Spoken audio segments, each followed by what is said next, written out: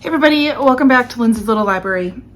So today I wanted to share with you all of the books that I read in June, which was quite the stack. I'm pretty happy with the amount of reading I was able to do. I've got 3, 4, 5, 6, 7, 8 books, 9 books that I read. Wow, I did really good in June. It did help that I finished a book like literally on the first day of June, and then I also read a short story. Not that I'm making an excuse, it's still plenty of books that I've read, so let's get into them. So the first one I will briefly touch on because I did just talk about it in my 5-star predictions review, wrap up, whatever, week or two ago. So this is Malachi by Alan Brennert.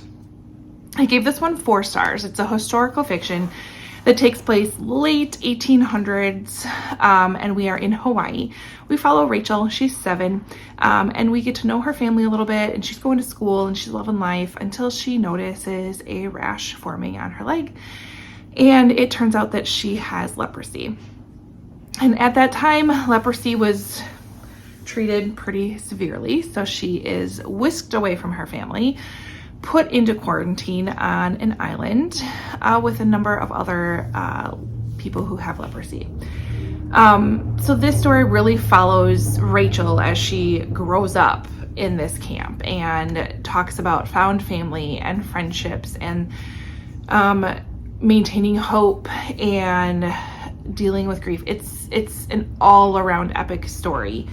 I loved it. It was 4 stars. There were parts that were a little slow for me, but overall, I really enjoyed it. Then I picked up a short story on my Kindle. I read The Answer Is No by Frederick Bachman because I've been just wanting to read more books by him since I saw him in May. This one was so fun. I was laughing out loud. It's very short. It follows Lucas. He's definitely an introvert. He's a homebody, likes plays video games, drink his wine, and eat his pad thai. And he lives in an apartment building with a number of other people that he doesn't really care about because he just likes to keep to himself. Until one day, the apartment board, who are like 3 people, and I love how they have nicknames. They're funny. They show up at his door demanding to see his frying pan because the night before a frying pan was left next to the garbage. And they are determined to figure out who the perpetrator is. And Lucas gives an answer of like, why would you want to see my frying pan? Wouldn't you want to like look for somebody who doesn't have a frying pan or has a brand new one? Like, he uses logic. And so this board is like, hey, you're smart. We're going to bring you in this. And so Lucas finds himself in the middle of this frying pan conspiracy. And they get the city involved, which made me laugh so hard. Oh my gosh, it was great. 5 stars. Read it. You will have a hoot. It will be a hoot. You will have it. You know what I mean. And then the next one, I've read a lot on my Kindle and I listened to a lot. So this one was an audiobook for me for the month. I listened to Great Big Beautiful Life by Emily Henry. I am liking her books like later on in her writing career. I really enjoyed this book. I know that there's some controversial thoughts around this, but I thought it was really great. It gave me really big Evelyn Hugo vibes if you're looking for that, but different enough to be its own story. So we have 2 writers. We have Alice and Hayden, and they have been chosen to potentially be able to write the memoir for Margaret Ives. And her entire family has this celebrity piece to them. There's a bit of drama, there's some secrets, and this is like once in a lifetime opportunity because Margaret has kind of been off the map for a while. And she is now 80. She's looking at, let me get the story out. So they meet with her individually to start learning more about what the story is so that they can give her like a sample of what it might be, and then she would pick the winner.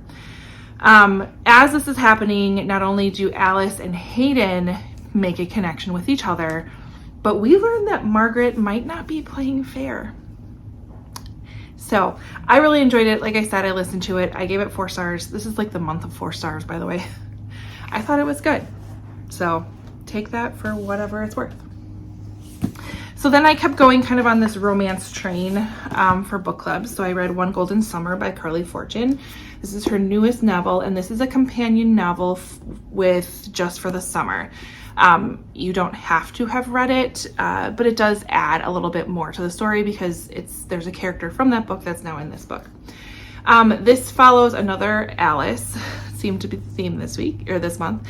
Alice and her grandmother go back to the lake.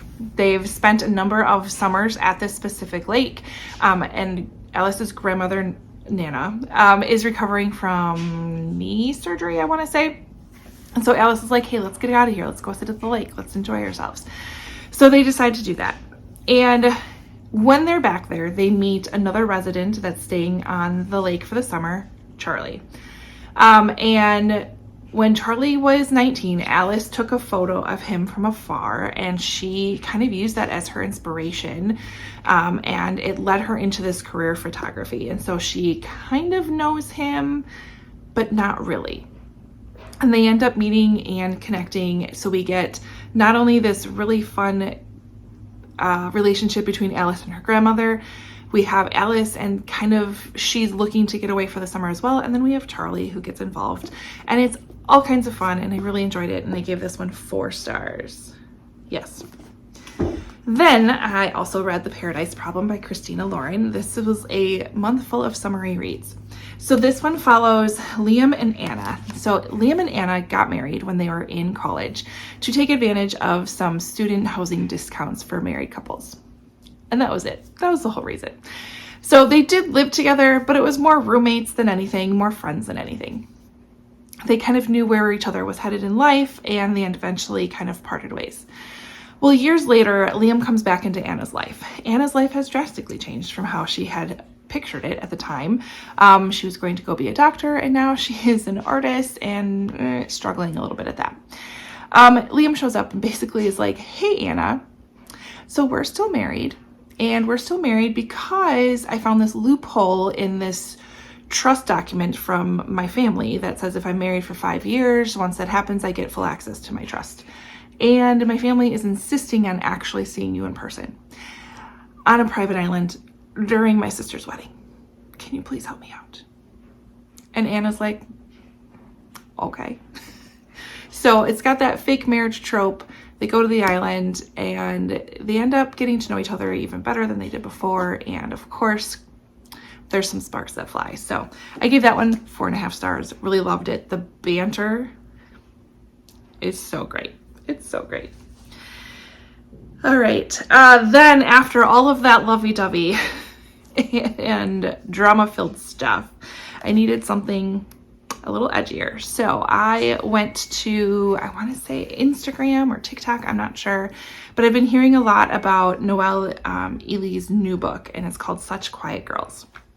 This is based on a true story, and I found the documentary and watched it, and it is wild. But basically the premise is there's 10 children. They are abducted in broad daylight and buried alive.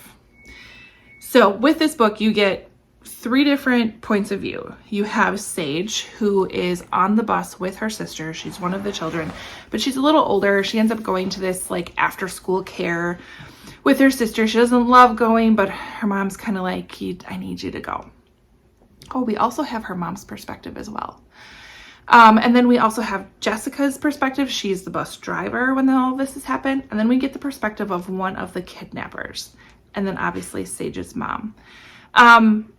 It was so good. I could not stop reading this book. I could not put it down. The multiple POVs brought you in because of course you're reading one POV and something happens and then you have to like cycle through the other points of views before you get back to it. So all of a sudden it's 11:30 at night and you need to go to bed. But it's really great. Again, based on a true story, fantastic, quick, thrillery read. I liked it as much as you can say you like a book like that. I think so. All right, then I had to catch up on my book club reads. So this is the book club that book club book we're discussing next week, The Lion Women of Tehran by Marjan Kamali.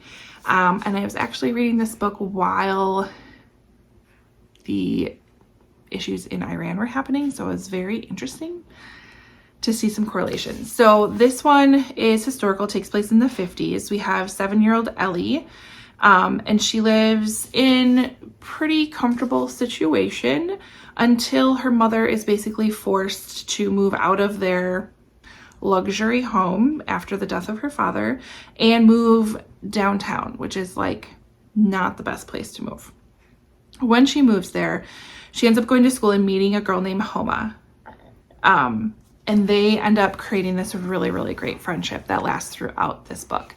So we get a couple of perspectives here. We have the past when this is happening, when her and Homa are meeting, and what they experience together. And then we have present day, or is it not quite, or 70s, I should say. We get fast forward to when Ellie is older. And we find out that at some point in their lives, when they were growing up, Ellie betrays her friend.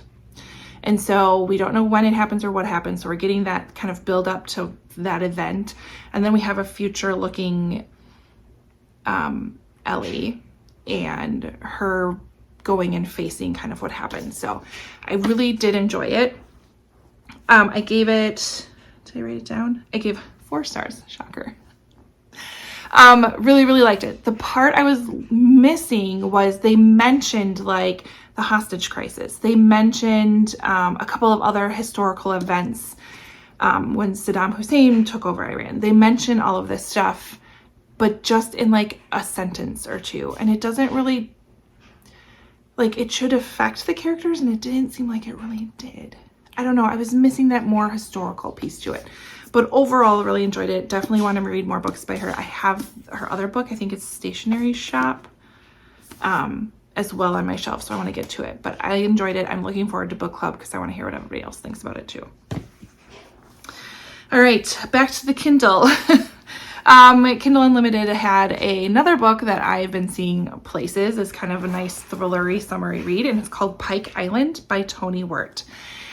This one was like the ultimate summery lake-ish vibes. If you're looking for a book to read at the lake that takes place on a lake, this would work. One Golden Summer would work. They would both be fine. But if you're looking for a thrillery one, we have that. This one follows a rising politician who has sights on the White House. And we find out that there's some questionable things that have happened to his past, and he starts getting these random postcards referencing what happened on Pike Island.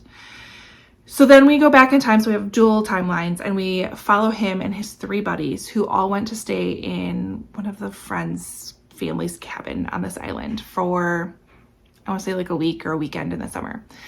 And they're having the time of their life. They're on their own. They're in high school. They're a little older, but yet still children. And they discover this Pike Island that's part of this lake. And it's kind of, the locals are like, don't go to it. It's really hard to get to. It's weedy. It's nasty. Just don't. And they're like, well, you tell me not to do something, I'm going to definitely do it. And there's this old legend that there's this abandoned house that's there and it might be haunted and it's creepy, whatever. So of course these boys go and check it out. And of course trouble ensues. And we have this back and forth of like present day, his chief of staff trying to protect him from whatever the secret that's bubbling up and understanding what happened. He doesn't want to share it. We go back in time and we learn what happens. It was all kinds of nice and creepy and I really liked it. So another 4 stars. That's just the theme. All right. And then the last book that I read was Listen for the Lie by Amy Tintera. I started it physically, but ended up putting it on my Kindle because it's just been so much easier to take my Kindle places than it has been to bring physical books. But loved this book. I'm very curious as to how it would be in an audiobook. I think it would be fantastic because it does have this podcast element to it. So we have Lucy and Savvy. They were like the golden girls of the town. Very small town in Texas. They were the bestest of friends. And Lucy married her dream guy. Savvy was the social butterfly, loved by all.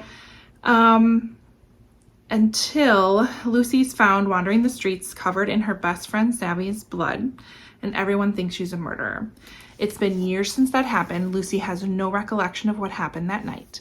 She has moved away from the town because She's a bit of an unreliable character. She questions whether she did it herself because she can't remember a thing.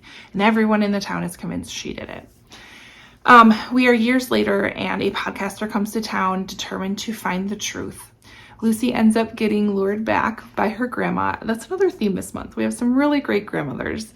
Her grandma, who's like the only one in her family that Lucy is still in contact with regularly, that still has respect for and gets respect from. And her grandma's like, you got to come home. It's my big 80th birthday. You have to come party. And Lucy's like, fine. So while there, this podcaster shows up and wants to know the truth, and we go from there.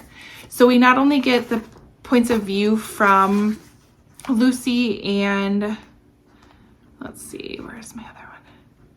Then we also get the podcast episodes. So this is why I think audio would be very cool, because we have the Lucy story and then you have these podcast episodes that fill in between them.